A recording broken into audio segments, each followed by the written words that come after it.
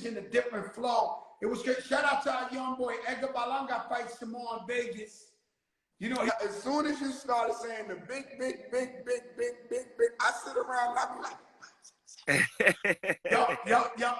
yo, because Doug, we gotta speak it into existence, man. Yeah, definitely did. You definitely did. And so we gotta talk shit for no reason. People think I'm crazy. I'm sitting down in the dentist today. I'm like, we the biggest in the game. They crazy. I said, yo, I'm gonna keep saying that shit as long as they keep writing the checks, man. Manifest. And you were saying it before they wrote the checks. Yeah. Believe that. Yeah. Believe that. Yeah. And so, yo, Doug. Yeah. My brother, you know I love you, man. You know I got a joke with you. Don't smile, because you always smiling, Doug. Yo, Doug. You got tell him the joke. I had told this story the other day, Snoop. Big U came to my store, and he's doing this podcast in New York. Interviewed me, interviewed Remy, and I told him about the time we went to Minister Farrakhan's house. Oh yeah, well you kept it gangster. We really squashed that East Coast West Coast beef. Yeah, but you kept it gangster too, Joe. You kept it gangster as a motherfucker. That's when I fell in love with you, cuz, on some G shit, my nigga. First of all, you was like, I don't catch no planes. I drove a tour bus here, and I came to get at Wop Wop because I love you. New York supported you. Brought us there for so we could have a brotherhood conversation and not be distraught by internet or somebody reporting, but us dealing with each other directly, getting that understanding. And we left that room with full understanding. Absolutely. Yeah, and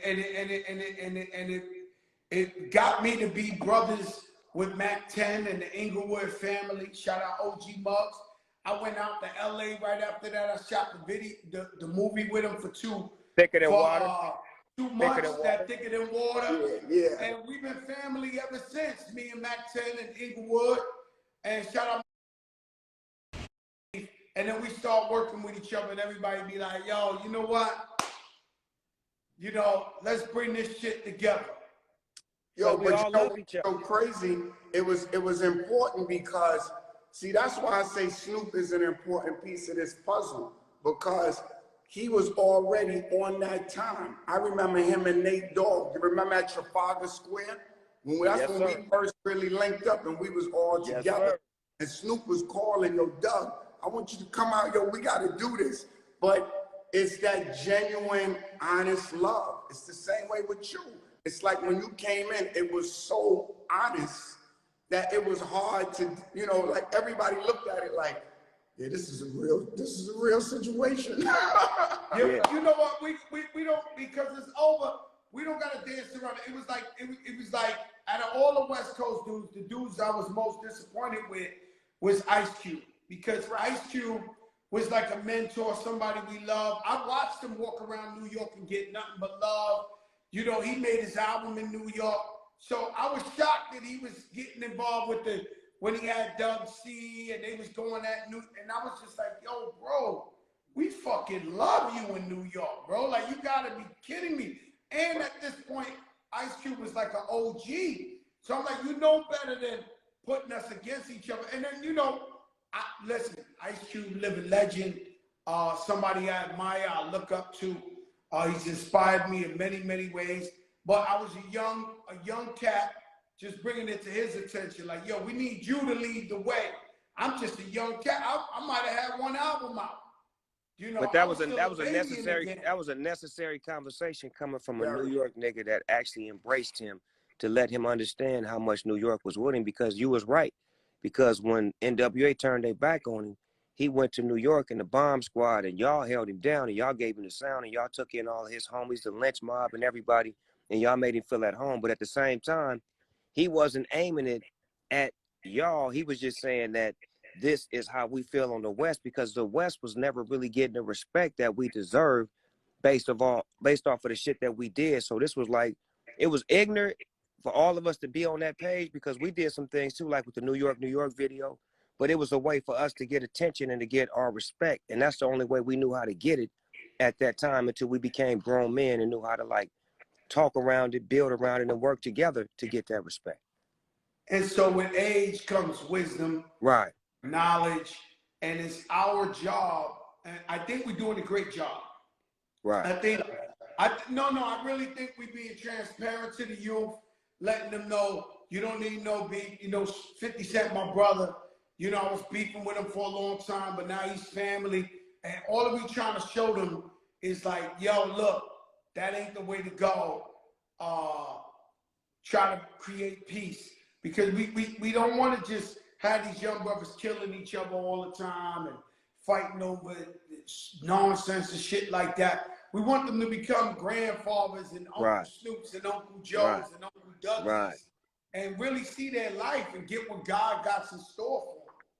Love it. Yeah, and you know, the other piece I'd like to add on that is I want to acknowledge Minister Farrakhan, man, because to be at the forefront and making a call like that and bringing everybody together like that, that's a guy I learned from, and he was guiding me directly, you know. And the one thing I walked away with from him is, you know, with great power come great responsibility.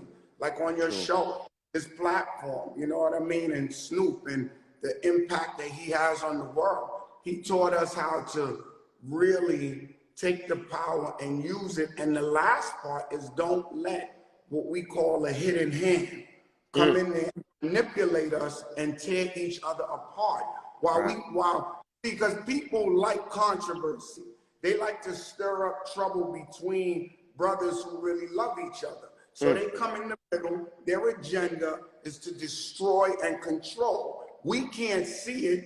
We're being manipulated, and when everything goes down, our communities are affected more than anybody.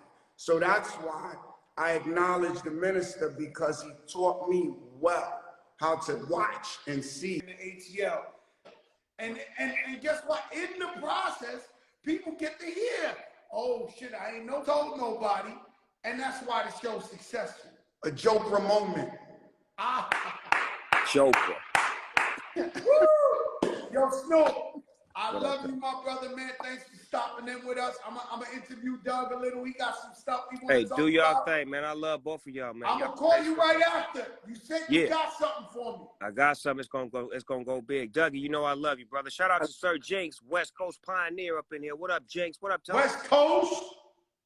Hey man, I'll get with you later, Snoop. We love you, Jeff. Send my love. Hey, send my love to the family, Dougie, the kids, man, and my nephews, man. Send my love. And your son. Tell my man I said what's good. You remember that day? Yes, sir. That was nice. Yes, sir. Yes, sir. Thank you. Love you, Snoop. Love y'all, man. Have a beautiful day. Peace and love. My brother, thank you so much. Boy, let me tell you something. Yo, Dog, Snoop Doggy Dogg, man, we can't find a better ambassador for hip hop. But yo, Dog, you look amazing. Oh, thanks, Joe. Like when I say amazing, like you look like, cause we're here to get fresh. I